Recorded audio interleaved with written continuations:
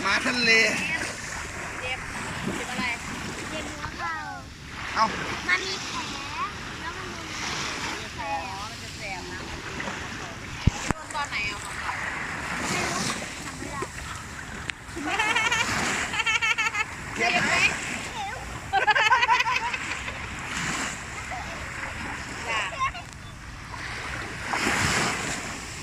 แสบไปเสียงเหรอไปเป็นแผลลงน้ำทะเลเดี๋ยวหายยายบอกว่างั้นมันก็ใส่ลงไปเลยสิถอดทำไมใส่ลงไปเลยน่าเกลียดใส่เสื้อเปียก